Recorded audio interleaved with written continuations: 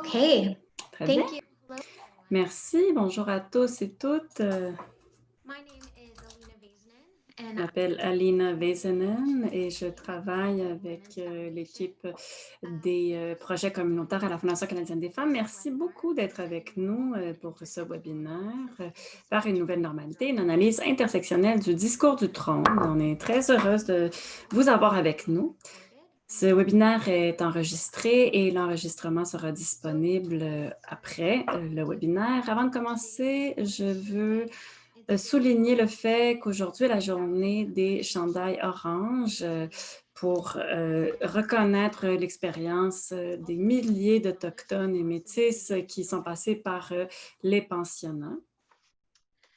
so furthermore, I'd like to acknowledge J'aimerais également reconnaître que le travail de la Fondation canadienne des femmes et les organismes que nous soutenons a lieu en territoire traditionnel des Premières Nations, des Métis et des Inuits. Nous sommes reconnaissantes d'avoir l'occasion de travailler sur cette terre, sur ce territoire, mais nous devons reconnaître que les reconnaissances du territoire comme celle que je suis en train de faire ne sont pas suffisantes.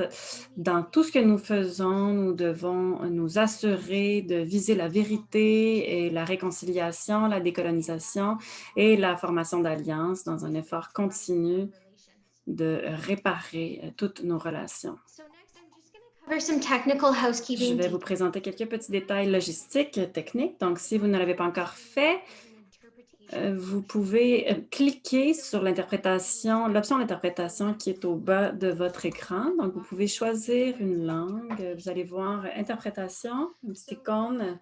Interpreters are working today to make sure that Les interprètes travaillent aujourd'hui pour veiller à ce que tout le monde puisse comprendre la présentation en français ou en anglais. Donc, même si vous m'entendez en ce moment, sélectionnez s'il vous plaît le français ou l'anglais pour s'assurer que l'expérience soit la plus accessible possible. Nous allons prendre des questions du public à la fin de la présentation. make sure that if you have a question that comes up, Donc, si vous avez une question, vous pouvez l'écrire dans la boîte de questions et réponses qui se trouve au bas de votre écran. we have technical issues. Comme toutes les rencontres en ligne, s'il y a des enjeux techniques, on va travailler le plus rapidement possible pour remédier à la situation. Donc, faites preuve de patience et finalement, à la fin du webinaire, vous allez voir un sondage. Donc, si vous le pouvez, donnez-nous vos impressions et commentaires, s'il vous plaît. J'aimerais maintenant présenter notre modératrice, Anne Decter. Sorry, Anne. Now, I'll just say a few words. Je vais dire quelques mots à propos de Anne. On a beaucoup de chance de travailler avec Anne comme directrice senior à la Fondation canadienne des femmes. Elle est écrivaine, auteure et défenseuse de droits. Elle travaille très fort sur notre série de rapports vers une nouvelle normalité. Merci, Alina. Bonjour et bienvenue à notre discussion intersectionnelle sur le discours du trône de la semaine dernière qui présente les priorités du gouvernement d'ici à la fin de l'année fiscale, le 31 mars 2021. Je suis ici avec Catherine Scott du Centre canadien de politique canadienne et Pamela Opal de Ontario Non-Profit Network. On a travaillé ensemble sur les rapports vers une nouvelle normalité, le travail des femmes, le travail de soins et l'économie fracturée des soins au Canada. Followed by a presenter discussion. Nous allons avoir des analyses du discours du trône avec nos panélistes, suivies par une discussion, une période de questions. Comme Alina l'a expliqué, vous pouvez proposer des questions dans la boîte de questions et réponses à tout moment du webinaire. Catherine Stott est chercheuse principale au Centre canadien de politique alternative et directrice de la recherche sur les politiques publiques en matière d'égalité des genres. Elle écrit souvent des posts sur Behind the Numbers où elle parle des impacts sociaux, genrés et racisés de la pandémie. Et on va en apprendre un peu davantage sur elle tout à l'heure. Pamela Upal est superviseure, conseillère en politique pour l'Ontario Non-Profit Network.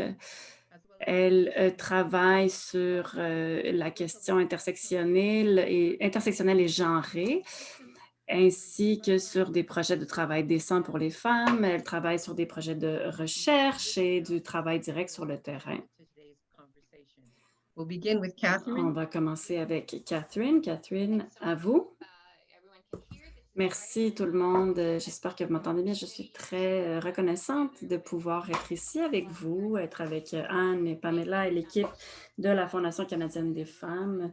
C'est un partenariat vraiment très précieux que nous avons alimenté au cours des derniers mois, partager des perspectives et réfléchir aux effets de la pandémie sur la sécurité économique des femmes, particulièrement les personnes qui œuvrent au sein de l'économie du soin. Donc, merci beaucoup à la Fondation canadienne des femmes d'avoir organisé ce webinaire. D'entrée de jeu, je veux vous dire que je vais passer rapidement à travers certaines des diapos pour vous donner une mise à jour d'où nous en sommes par rapport au rétablissement. Et si vous voulez en savoir un peu plus sur les données que je vais présenter, je vais être très heureuse de partager mes diapositives avec vous par après directement ou à travers la Fondation canadienne des femmes. Donc, merci encore. Ce n'est pas une surprise pour personne d'apprendre que la pandémie a eu un énorme effet sur les femmes, surtout dans leur rôle en tant que travailleuses essentielles. Elles ont perdu leur travail, elles ont perdu une grande partie de leurs heures de travail et sont en marge du rétablissement actuellement. Nous savons que la pandémie a montré à quel point de nombreuses Canadiennes sont dans une situation précaire d'un point de vue économique, surtout après des années et des années, des décennies d'austérité et de coupures aux programmes sociaux.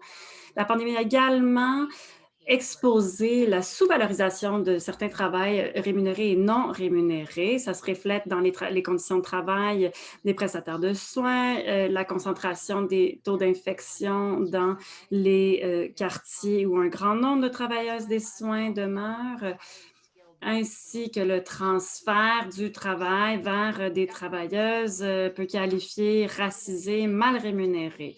Le gouvernement fait face à des besoins désespérés au sein des foyers pour faire face à cette perte d'emploi massive. On l'a constaté dans les derniers mois avec la réouverture des écoles. C'est plutôt chaotique. Il y a peu d'investissements dans l'éducation et dans le soin. Les femmes et les mères quittent la population active et réduisent leurs engagements, mettant de côté leur sécurité financière pour répondre aux besoins de la pandémie pour leur famille. Donc, première diapositive, s'il vous plaît.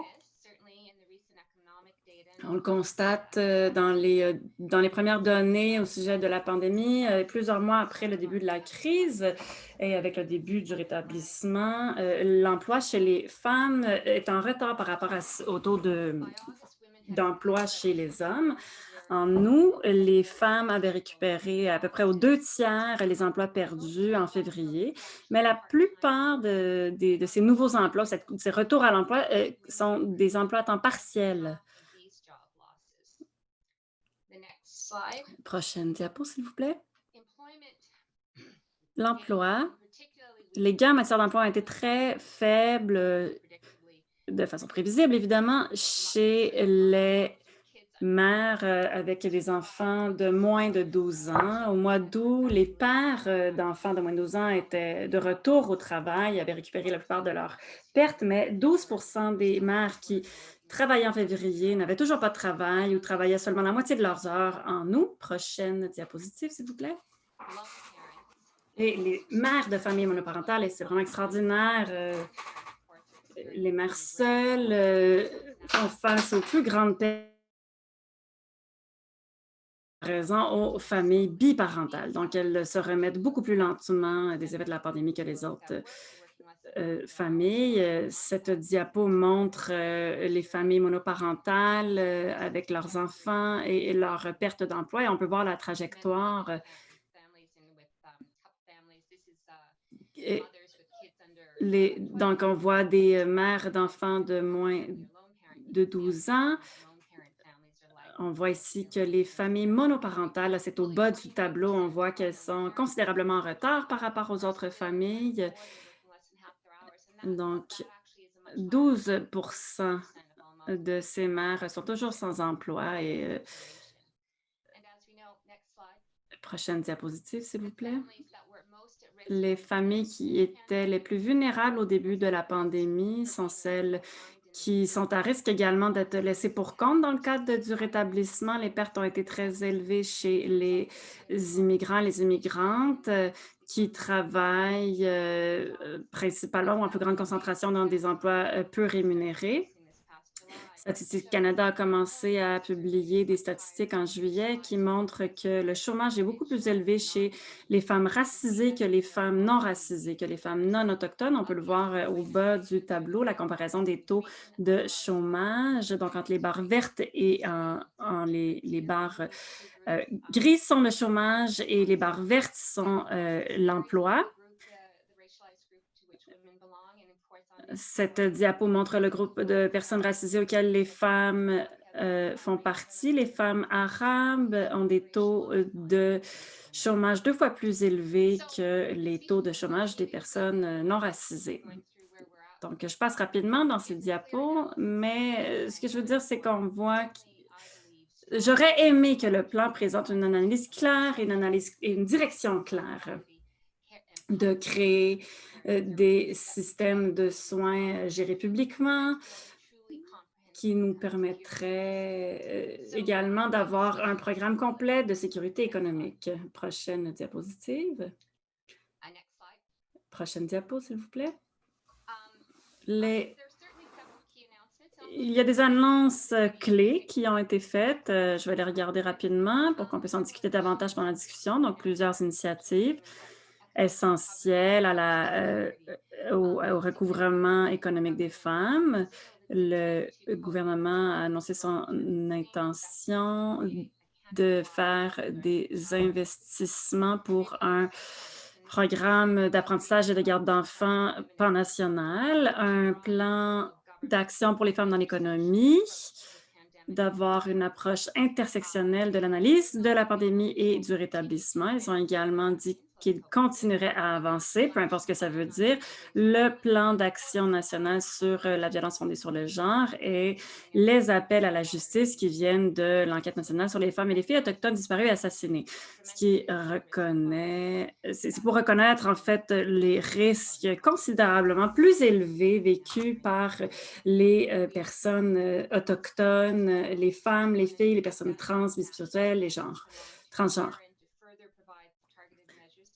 Des mesures pour soutenir les préposés aux bénéficiaires, y compris les réfugiés, les immigrants sans statut qui ont travaillé sans relâche pendant la pandémie en Ontario et au Québec ce printemps. Nous savons qu'ils comptent agir de façon pour la stratégie holistique et sur le plan de lutte contre l'itinérance chronique. Il y aurait également un plan pour l'inclusion des personnes handicapées. Et non, l'annonce, ils ont également promis de mettre des actions en place pour lutter contre le racisme systémique à l'endroit des communautés racisées et des peuples autochtones.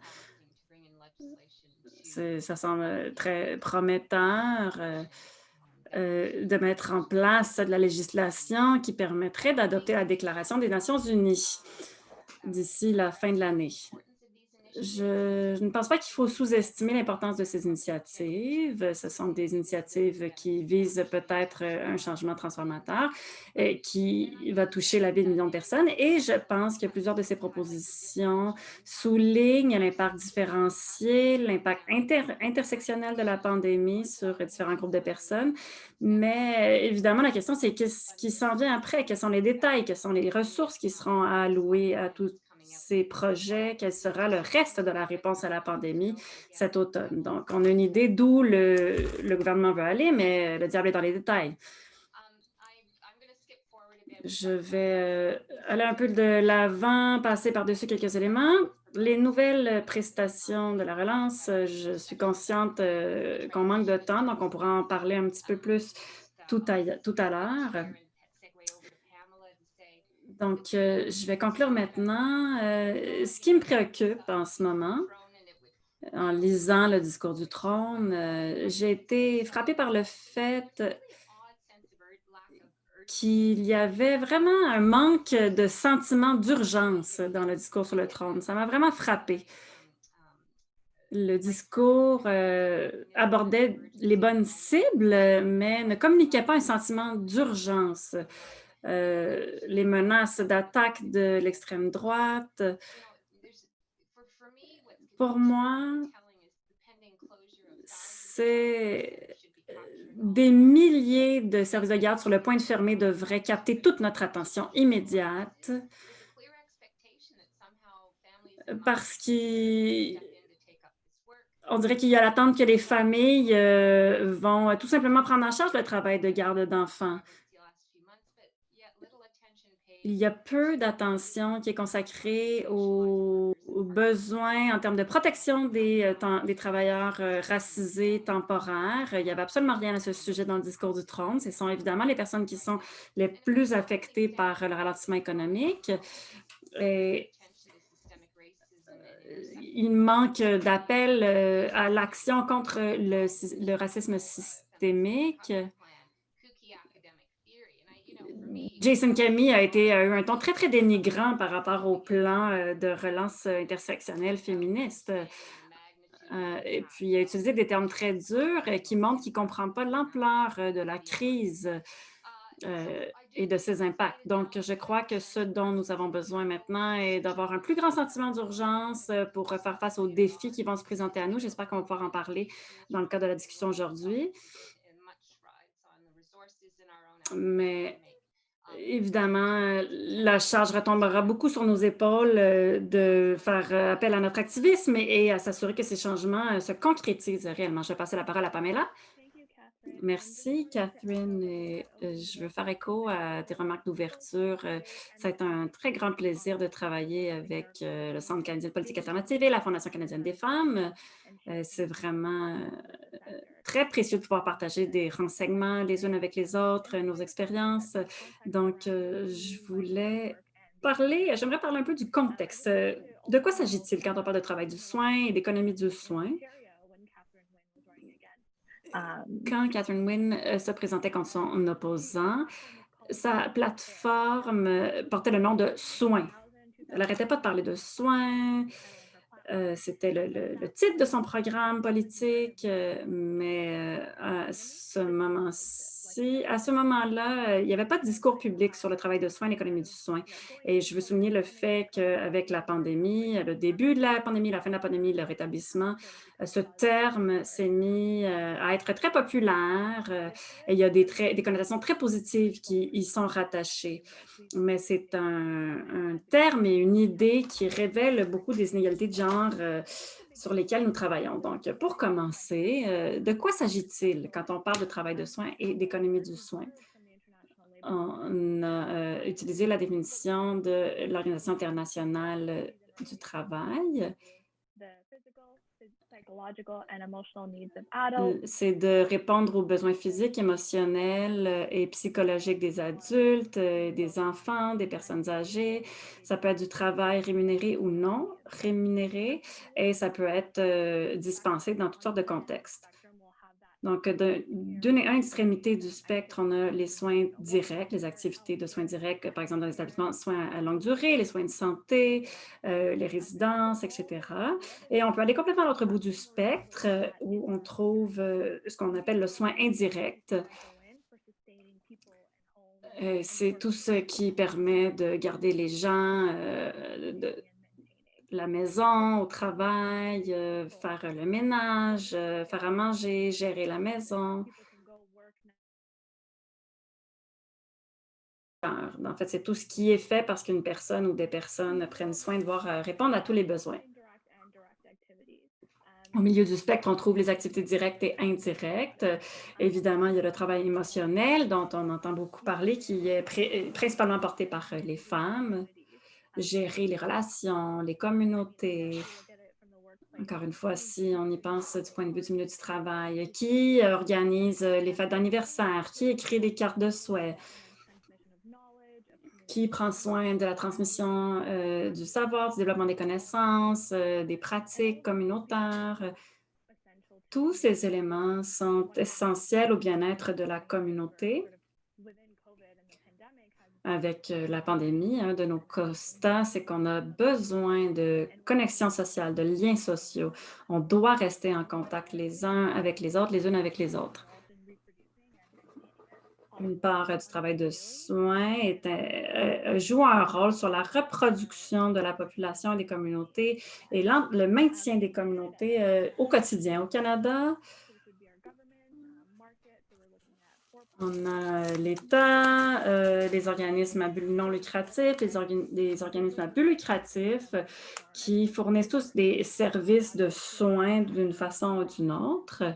Et ça s'est transformé au fil du temps avec la montée et la chute de l'État-providence. On, on constate une présence plus forte du domaine d'organismes, d'entreprises privées qui offrent des soins, des établissements de soins à longue durée, des services de garde, des garderies privées prennent de plus en plus de place.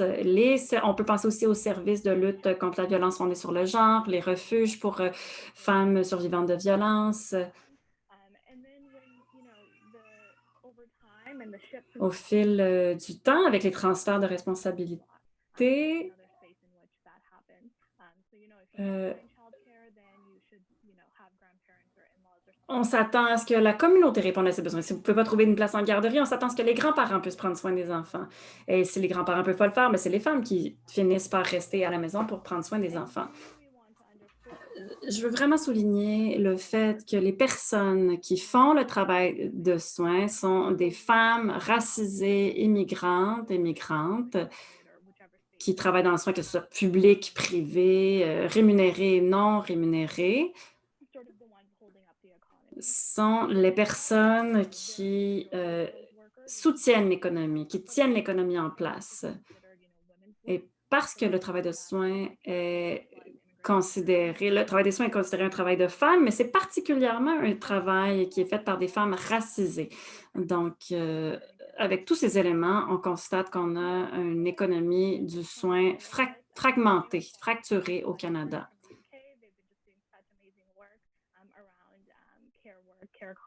Il y a il y a un groupe au Royaume-Uni qui a fait un travail extraordinaire sur le travail de soins et l'économie du soin. Et puis, en fait, ils parlent une économie qui prend soin, une économie qui fait preuve d'empathie, qui centre les personnes au cœur, au centre de la planification. Je ne passerai pas trop de temps là-dessus parce que je suis certaine que vous savez tous et toutes que la pandémie a vraiment souligné l'importance du travail de soins pour notre santé, notre bien-être, y compris pour le contrôle de la pandémie. Les personnes qui font du service à la clientèle dans les épiceries ont fait un travail essentiel, mais ça a pas exposé également à quel point on accorde une faible valeur sociale à ce travail. Ça, ça nous ramène à qui travaille dans ce secteur et comment leur travail est valorisé. C'est du travail considéré féminin, fait par des femmes immigrantes, racisées, très peu payées. C'est considéré comme étant du travail peu qualifié. Et, il n'y a pas des bonnes conditions de travail, il y a des faibles salaires. Je viens de parler du travail rémunéré, mais je veux parler un peu du travail de soins non rémunéré qui est fait à la maison. Je veux souligner que l'une des réponses politiques qui a eu lieu pendant la pandémie, avant de passer à la phase de rétablissement, était la paix de pandémie. De réaliser que le travail de soins est si peu valorisé que le gouvernement devait mettre en place une paix, un salaire de pandémie pour certains travailleurs de première ligne, parce que pourquoi est-ce qu'ils risqueraient leur vie pour prendre soin des gens? Donc, ça souligne à quel point c'est un travail qui est peu valorisé, mais essentiel. Catherine, Anne et moi-même étions en train de travailler sur le rapport vers une nouvelle normalité. Et on s'est posé la question de quoi avons-nous besoin pour que le travail de soins soit durable et perçoive sa juste valeur. Parce que, bon, on comprend, c'est accepté socialement que le travail de soins est important, mais comment est-ce qu'on passe de cette acceptation à des emplois décents, durables, euh, qui, parce que le salaire, la salaire de pandémie, la compensation salariale de pandémie était temporaire, elle a déjà pris fin. Donc, nous, on veut quelque chose qui va être durable. Et voici les engagements qu'on aimerait voir, des emplois décents pour les travailleuses et travailleurs du soin, d'importants investissements dans l'infrastructure sociale et le retrait de la notion de profit du domaine des soins. Ce sont des choses qui sont soulignées dans nos rapports vers une nouvelle normalité, sur lesquelles on va continuer de réfléchir. Des emplois décents pour les travailleurs du soin, on parle de protection sociale, de salaire. La plupart du temps, les travailleuses des soins sont au bas de l'échelle salariale, ont des emplois précaires, ont peu d'avantages sociaux. On cherche vraiment à hausser les conditions de travail, particulièrement chez les femmes. Des importants investissements dans l'infrastructure sociale, on va en parler un petit peu plus tout à l'heure. Investir dans les services de garde d'enfants, les services de soins de longue durée qui soutiennent les travailleuses, les femmes travailleuses. Des emplois, ce sont des emplois verts qui créent davantage d'emplois au sein des infrastructures et qui ont des effets positifs chez les femmes qui sont les principales travailleuses de ce secteur. Quand on parle de mettre en place des mécanismes au service des travailleuses du soin, des soins. On parle de mécanismes qui améliorent la qualité de vie de tout le monde, qui a des effets positifs pour tout le monde. Le dernier élément, c'est le retrait de la notion de profit du domaine des soins. Qu'est-ce qui est arrivé avec les soins, les établissements de soins de longue durée et les garderies quand le secteur privé s'est mis à ouvrir des centres? C'est que la qualité des soins a été sacrifiée au profit des bénéfices. Comment est-ce qu'on peut éliminer la notion de profit de l'équation? Comment est-ce qu'on peut vraiment centrer les soins sur la qualité de vie des personnes?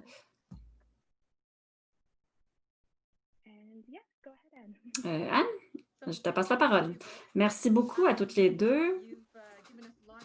Vous nous avez donné beaucoup de matière à réflexion, beaucoup d'éléments pour contextualiser la discussion. Vous avez dressé le portrait de qui subit les impacts les plus sévères dans le cadre de la pandémie, qui est le plus exposé à la pandémie. Vous avez également parlé de la condition, l'état du travail des soins au Canada.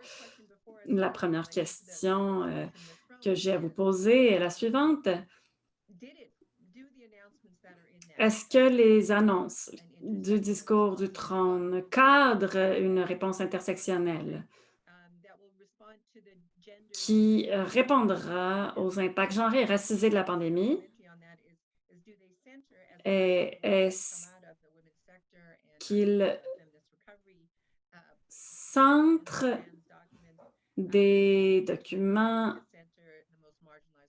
Est-ce que les recommandations, les annonces sont centrées autour des femmes les plus marginalisées au Canada? Donc, j'ai hâte d'entendre vos points de vue à ce sujet. Je vais commencer. Comme j'ai suggéré dans mes commentaires, je pense que le discours du trône aborde des enjeux essentiels qui sont fondamentaux en matière des droits des femmes, faire la promotion de l'égalité des genres, promouvoir les services de garde d'enfants. Donc, je pense qu'ils y font allusion, mais le défi avec un document comme celui-ci, c'est que les plans ne sont pas inclus. Donc, on va devoir voir où le gouvernement va aller avec ces plans. Ce que je souhaite des voix, des perspectives des mouvements des femmes et qu'elle emploie une approche intersectionnelle. Au sujet des mesures politiques, je vais revenir aux prestations pour les personnes en situation de handicap plus tard. Je crois qu'on parle du potentiel du plan de reconnaître la position des personnes en situation de handicap. On parle de pauvreté, terrible pauvreté pour des milliers de personnes. Et cette prestation a le potentiel de transformatrice. En ce moment, les politiques sont complètement disparates au pays, selon où les personnes vivent, comment elles se sont retrouvées en situation de handicap, quel est leur accès au travail, quel est leur statut. C'est complètement injuste et très, très disparate, très fragmenté.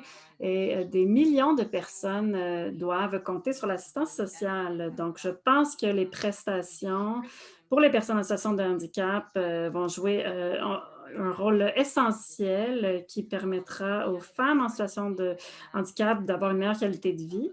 Donc, je pense que c'est très, très positif, mais comme je l'ai dit plus tôt, c'est ça dépend vraiment de la suite des choses. Donc, l'avenir nous dira comment ces plans seront mis en œuvre. Pour, on se demande toujours c'est qui a écrit, le discours parce que je trouvais que le discours, parlait de tous les éléments importants. J'avais l'impression, de lire, des annonces sur ma page Twitter, heu, qui auraient été faites par, des militantes, qui, travaillent sur ces enjeux depuis longtemps. Mais comme Catherine, l'affirme, comment est-ce que ce sera mis en œuvre? Quelle est la suite des choses? Comment est-ce que ça pourrait être mis en œuvre avec un gouvernement minoritaire? Au-delà de faire des promesses, certains éléments sont de juridiction provinciale. Je pense par exemple au service de garde d'enfants. Comment est-ce que 10 provinces et territoires vont travailler ensemble pour bâtir un système de garderie universel? Et comment ça va se produire? Donc, je vais revenir aux engagements dont nous parlons, des investissements dans les infrastructures sociales, des conditions de travail décentes pour les travailleurs des soins et retirer la notion de profit du domaine des soins. Est-ce que le discours a parlé de ces 3 éléments? Pas tellement, pas vraiment. Historiquement et traditionnellement, heu, ce que j'aurais aimé entendre, ce que je crois qu'il y aurait eu un effet sur, les travailleuses les plus marginalisées, et ou les travailleuses, les femmes marginalisées qui veulent, rejoindre le marché de l'emploi, ça aurait été un engagement envers ces 3 éléments qu'on a mentionnés plus tôt et on ne l'a pas vraiment entendu.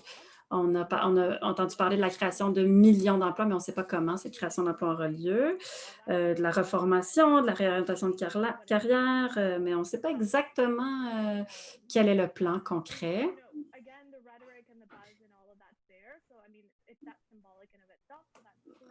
Donc, il y a des éléments qui sont peut-être symboliques, mais on a besoin vraiment qu'il y ait un peu de chair autour, de ces propositions. Je parlerai pas bon, je répéterai ce que Catherine a dit, de promettre un plan d'action, pour, les services de garde et cetera. Même quand on les a entendus.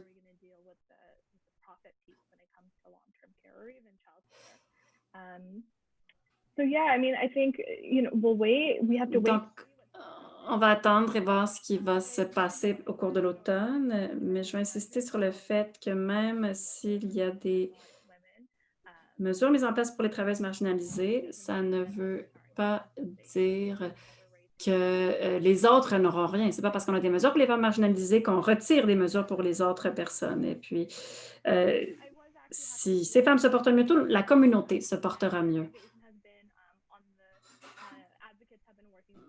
Il y a des militantes qui travaillent là-dessus depuis plusieurs années, donc même si c'est temporaire, je crois que certains des, c'est vraiment intéressant que certains critères de qualification, d'admissibilité, aient été transformés. C'est intéressant de voir qu'en ces temps de crise, il y a que cette crise a jeté, la lumière sur, des choses, dont on parle depuis longtemps. Tout le monde y pense, les gens les incluent dans leur discours, mais comme vous l'avez toutes les 2 dit, certaines portes sont ouvertes, la porte est ouverte à certains changements qu'on aimerait voir, What are your thoughts around mais what que à votre avis, quelles sont les politiques et les programmes qui pourraient, concrétiser, les opportunités mentionnées par, le discours du trône? Quels seraient les items clés d'action? this off. Yes. Yeah, I mean, timelines, dollars, and Des implementation. calendriers, de l'argent, des plans de mise en œuvre. C'est ce qui m'est venu en tête en lisant le discours. J'aimerais savoir que ce ne sont pas des promesses vides. Je parle de la perspective du secteur sans but lucratif. Une des choses sur lesquelles on travaille maintenant, c'est comment positionner les organismes sans but lucratif dans le système pour mieux offrir des services de soins. Et puis, bon, je ne dis pas que les modèles sans but lucratif sont le seul modèle ou les meilleurs modèles, mais pour nous, c'est important de recueillir des renseignements là-dessus. Comment est-ce que les modèles de services de garde d'enfants sans but lucratif peuvent être de meilleures options que les modèles de garderie à but lucratif? Comment est-ce que le secteur non lucratif offre de meilleurs services ou est un modèle plus intéressant de prestation de services que les modèles privés? Parce que nous investissons nos profits dans la communauté, nous remettons les profits dans les services, puis nous contribuons au développement économique local. Some of the key action items Donc, ce for us. sont certains des items clés d'action, à notre avis. Quels sont un peu nos opportunités pour faire valoir ces points de vue? La modernisation de l'assurance-emploi est un autre bon exemple. Il y a des gens qui travaillent là-dessus depuis des années, qui font un travail très, très important depuis des années. Donc, comment amplifier leur message? Comment est-ce qu'on intègre leur message à tout le travail que nous faisons à d'autres sujets? Comment est-ce qu'on applique cette perspective d'organisme sans but lucratif à ce domaine? Les prestations parentales, de maternité, comment est-ce qu'on s'assure qu'on amplifie les voix des personnes qui travaillent là-dessus depuis des années? On fait beaucoup de travail de coalition et de réseautage, donc on n'est pas les seuls à travailler là-dessus. On cherche vraiment à travailler en partenariat avec d'autres personnes, d'autres organismes et on cherche à soutenir le travail que les autres font. Je vais donc m'arrêter ici et passer la parole à... Je suis tout à fait d'accord. C'est un moment où on a entendu le discours et maintenant le travail commence. Il n'y a aucun moment pendant cette pandémie où on n'a pas essayé de comprendre ce qui se passe sur le terrain, qu'est-ce qui devrait être en place en termes de changements fondamentaux, en termes de programmes, comment avoir des nouvelles normes du travail, un service de garde universel partout au Canada, une réforme de la sécurité d'emploi, sécurité du revenu. Donc, il y a plusieurs idées. Il y a beaucoup de joueurs, de joueuses. Il y a toutes sortes d'idées qui sont brassées depuis des années sur l'assurance-emploi, les services de garde pour enfants, la protection pour les travailleurs migrants. Puis, il y a vraiment des coalitions qui sont en mouvement actuellement. Le Human Rights Network est très actif sur la question des conditions de travail des travailleurs migrants. Particulièrement les travailleurs migrants qui travaillent dans le domaine des soins. Il y a des enjeux très importants qui sont soulevés dans ce domaine-là. La mobilisation autour de l'ouverture sécuritaire des écoles. Il y a une organisation qui a été créée pour travailler là-dessus, qui a recueilli des milliers de signatures pour une pétition faisant la promotion de l'ouverture sécuritaire des écoles. Les services de garde d'enfants doivent être au cœur des mesures. Le Centre canadien de politique alternative actuellement a lancé un sondage partout au pays et c'est comme une pandémie en soi. 50% des services de garde considèrent qu'ils vont devoir refermer leurs portes, donc c'est tellement difficile de comprendre l'ampleur de la signification des impacts. Qu'est-ce que ça voudra dire pour l'égalité économique des femmes? Qu'est-ce que ça voudra dire sur le plan de la relance, du rétablissement? Je pense qu'il y a d'importantes mobilisations en cours et la question, c'est quelles réformes politiques vont avoir lieu. Et je crois qu'il y a un moment, à l'échelle fédérale, on a constaté des changements au cours de la dernière semaine avec les nouvelles prestations de rétablissement. Les congés de maladie. Notre recherche sur combien de personnes seraient laissées pour compte, et combien de personnes se porteraient mieux ou pire qu'avant. Je pense que ces recherches ont eu des impacts, donc c'est un moment assez extraordinaire. La question, c'est comment est-ce qu'on concrétise, comment est-ce qu'on bâtit nos infrastructures, parce que ce sont toutes des mesures temporaires. Cette référence de 2 000 $ comme mesure de soutien est vraiment essentielle pour les groupes qui, par exemple, les personnes en situation de handicap, qui survivent avec beaucoup moins depuis longtemps. Donc, c'est un moment assez important d'avoir une nouvelle référence monétaire. Les provinces travaillent là-dessus. Je suis en Ontario et donc j'ai un certain biais, mais j'ai vu que dans les dépenses de rétablissement pandémique, 91 des dépenses est fédérales et 9 des dépenses sont provinciales. Il faut reconnaître que différents paliers gouvernementaux ont différents outils qui leur permettent de faire des dépenses, mais de nombreuses provinces travaillent de façon contre-productive, contre les efforts de rétablissement, même en Ontario, où il y a un énorme écart entre ce que le gouvernement dit qu'il fait et ce que le gouvernement fait. Ils ont parlé de prestations de pandémie, mais ils n'ont pas l'argent pour le faire. C'est complètement ridicule. Toutes sortes de promesses sont faites, mais il y a vraiment un problème une disconnexion entre la réalité et les promesses. Donc, je pense qu'on doit vraiment voir quel rôle jouent les gouvernements provinciaux et fédéraux. Donc, voilà, c'est un peu mon analyse.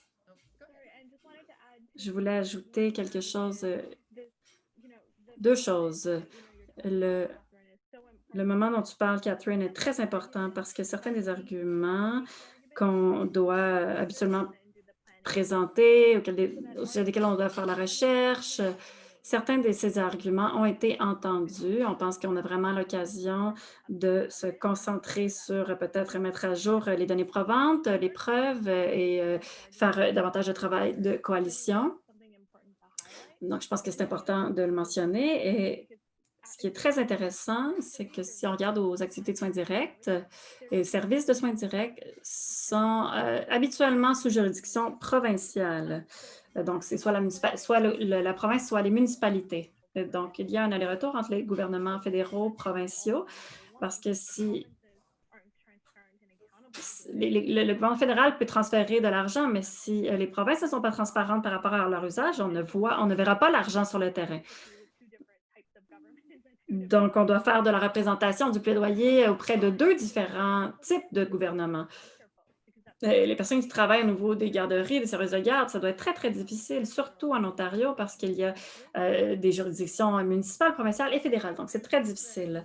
Pour les services de garde en particulier, la représentation a été très efficace parce qu'on regarde la plus grande occasion, opportunité depuis très longtemps et sur l'échelle fédérale, il y a beaucoup d'effets de levier. Jusqu'à présent, le NDP est d'accord de soutenir l'initiative et on a vu certains changements de propositions au cours des dernières semaines, des annoncements qui ont été faits, des propositions sont faites et sont révisées, donc on a un certain poids ici. Mais il y a une autre couche de ce travail pour pousser le gouvernement à faire des ententes avec les provinces et les territoires d'une façon qui les forcera, qui les obligera à mettre en place ce que le gouvernement fédéral aura promis. Donc, ce sont effectivement des points très intéressants. Comment est-ce qu'on peut le faire à ces différents paliers décisionnels? Est-ce que vous aimeriez ajouter quelque chose ou avant de passer aux questions? Oui, passons aux questions des auditeurs auditrices. Donc, je vais passer la parole à Michel et à Lina qui vont s'occuper de cette partie du webinaire. Merci beaucoup, Anne. Donc, on a quelques questions posées par les auditrices et auditeurs qui veulent parler de la violence. Donc, quelles sont vos impressions au sujet de l'engagement, la prévention de la violence fondée sur le genre? Est-ce qu'on reconnaîtra davantage les effets de la pandémie sur la violence basée sur le genre? Voulez-vous y aller? Je peux en parler brièvement. Notre compréhension de la position du gouvernement, c'est que la promesse initialement était une promesse des libéraux qui se sont engagés à investir 3 millions de dollars pour le développement d'un plan d'action national. Les militantes nationales poussent depuis des années pour un plan d'action national. Il y a eu des engagements qui ont été pris à ce sujet, mais à ce point-ci, je ne sais pas, peut-être que d'autres personnes auraient davantage de perspectives, mais c'est au programme, mais ça n'est pas encore concret. Mais l'idée, c'est qu'on veut éviter que ce ne soit pas comme la stratégie de lutte contre la violence fondée sur le genre, qui accomplit des choses extraordinaires, y compris d'investir de l'argent dans des recherches essentielles et de l'argent dans des refuges et autres prestataires de services, mais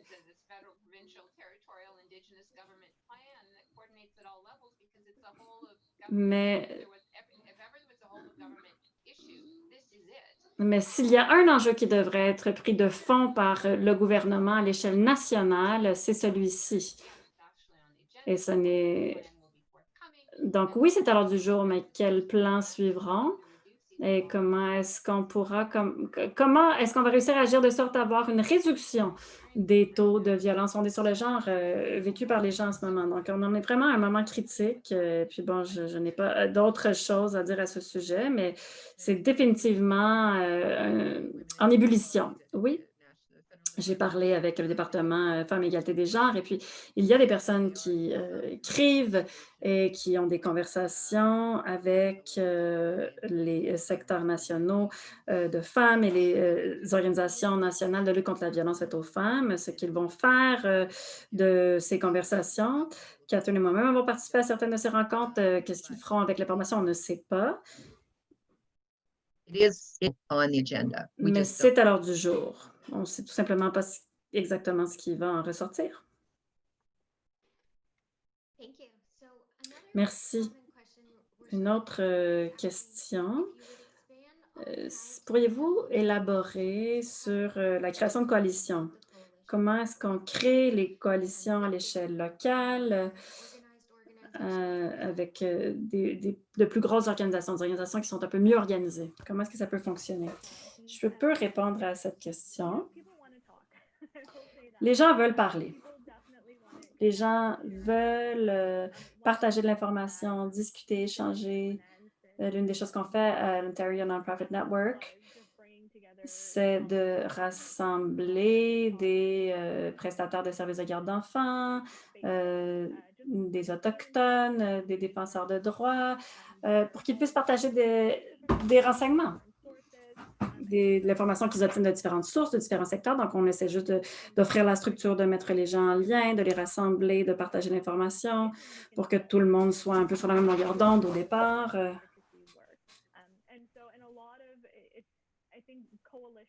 Je pense que le travail de coalition consiste beaucoup en création de liens, création de relations. Moi, ce sujet m'intéresse, et tu travailles là-dessus, on devrait parler. Puis oui, c'est un travail qui prend beaucoup de temps. Donc, on travaille surtout sur la question du service de garde d'enfants depuis 4 mois. Et en ce moment, on est dans une très bonne position d'en parler parce qu'on a bâti des relations avec toutes sortes d'intervenants dans le domaine des services de garde pour enfants en Ontario et on cherche maintenant à travailler à l'échelle fédérale.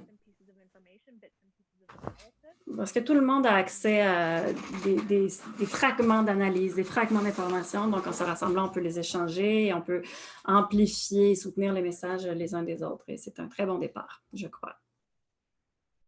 I guess I could also say, like, as Pamela said, people want to talk. So Les gens veulent parler. Donc, s'il y a une organisation qui peut jouer un rôle de convocatrice, de rassembler les gens, il faut le faire à l'échelle nationale. Il y a des organisations qui travaillent sur les services de garde pour enfants, sur la violence faite aux femmes. Il y a Refuge pour femmes Canada, Women's Shelter Canada.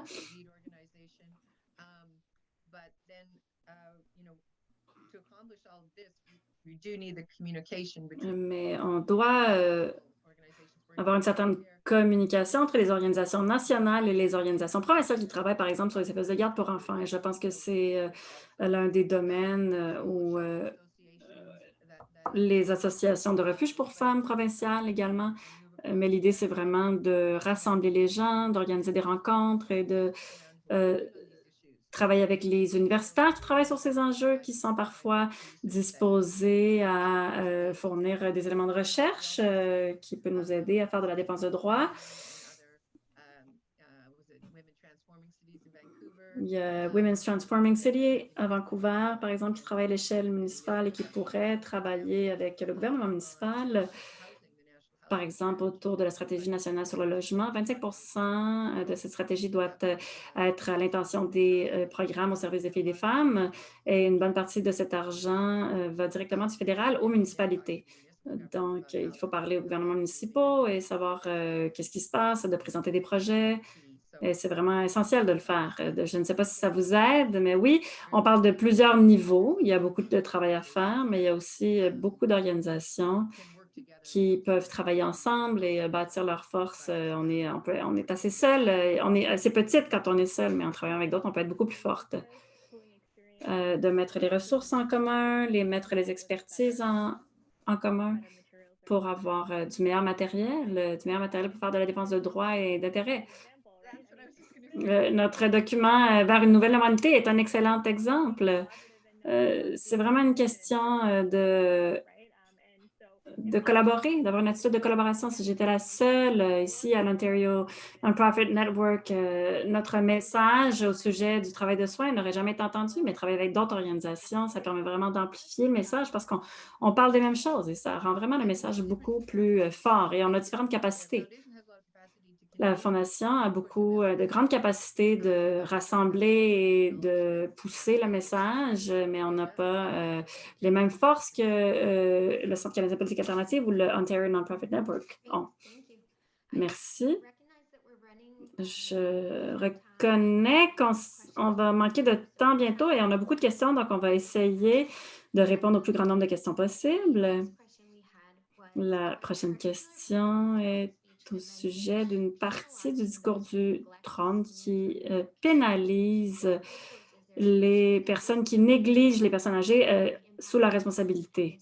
Comment veiller à ce que cette mesure protège les femmes racisées, immigrantes et vulnérables? Il y a des dispositions criminelles contre la négligence, juste pour que ce soit clair. Donc, ils l'ont mentionné spécifiquement parce que c'est un enjeu tellement critique en ce moment. Il y a des préoccupations qui ont été soulevées par les syndicats, les personnes qui représentent les préposés aux bénéficiaires. Est-ce que des travailleurs individuels seraient ciblés via une loi comme celle-ci ou est-ce que la responsabilité réside sur les épaules de l'employeur qui crée des conditions de travail qui favorisent des incidents de négligence? C'est une bonne question. Je ne sais pas comment ça va se passer. Les syndicats sont assez mobilisés là-dessus et pour l'instant, il n'y a pas de législation, mais évidemment, l'idée serait de viser les employeurs et les institutions, les établissements, parce que c'est ce que font les entreprises privées dans le domaine des soins, c'est d'affaiblir, de diminuer les conditions de travail et la qualité des soins pour faire plus de profit. La recherche le démontre très clairement. Donc, de s'attaquer aux conditions de travail, c'est fondamental pour améliorer la qualité des soins que reçoivent les personnes âgées et les résidents. Donc, il y a un certain risque, mais on espère que ça ne se passera pas comme ça.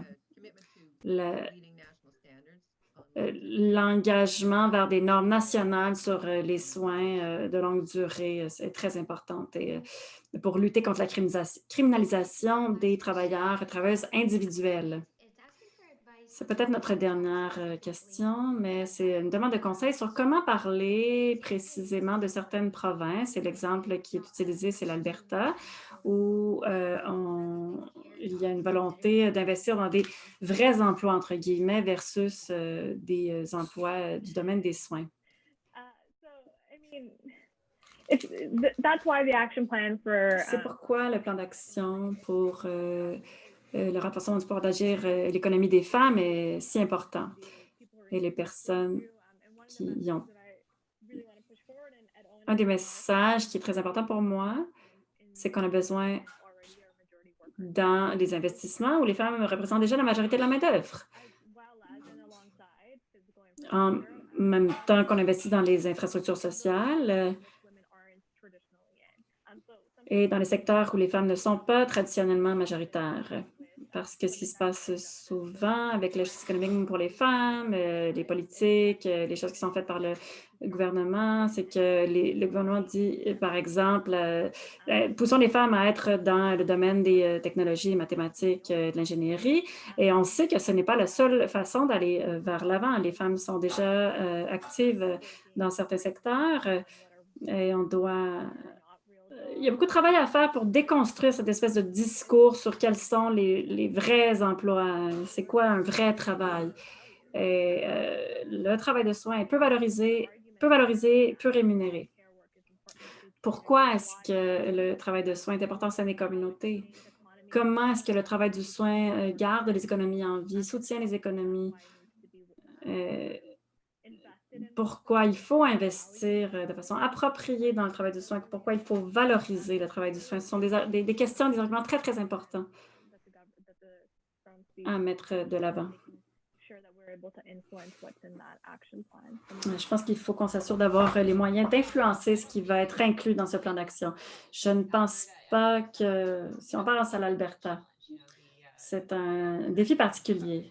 Le gouvernement provincial actuel a été très négligent dans il n'y avait même pas de photo de femme dans cette présentation sur le plan de rétablissement économique. Et je ne sous-estime pas les défis que ça peut représenter, parce qu'il y a d'importantes compressions qui sont discutées actuellement. Ce sont des coupures budgétaires qui sont pré-pandémiques, qui visaient les services de santé, services sociaux.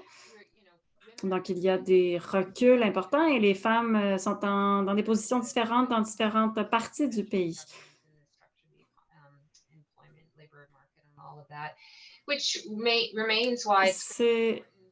C'est pourquoi il était essentiel de travailler en collaboration pour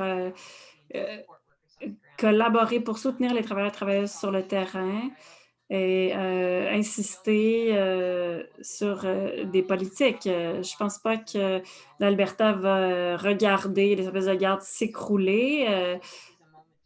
Je pense que c'est un moment où on doit travailler avec le plus grand nombre de personnes possible à travers le pays, soutenir les défenseurs de droits. Et oui, il faut qu'on ait les ressources et le soutien pour que les choses se passent. S'il y a une leçon qu'on peut tirer de la pandémie, c'est que le travail de soins est du vrai travail et c'est un travail qui sauve des vies. Je pense qu'on est arrivé au bout de notre temps. Il est 2 heures. Je veux remercier du fond du cœur Pamela et Catherine, non seulement pour aujourd'hui, qui est un très beau webinaire, mais pour tout le travail qu'on a pu faire ensemble et tout le travail que vous faites au sein de vos propres organisations. Merci à tout le monde d'avoir pris le temps de participer à ce webinaire, de nous envoyer des questions. On va regarder les questions et on va voir si on peut vous répondre d'une façon ou d'une autre. On va faire suite au webinaire avec un lien vers l'enregistrement du webinaire et les diapositives. Donc, on vous invite à continuer la lutte. Merci.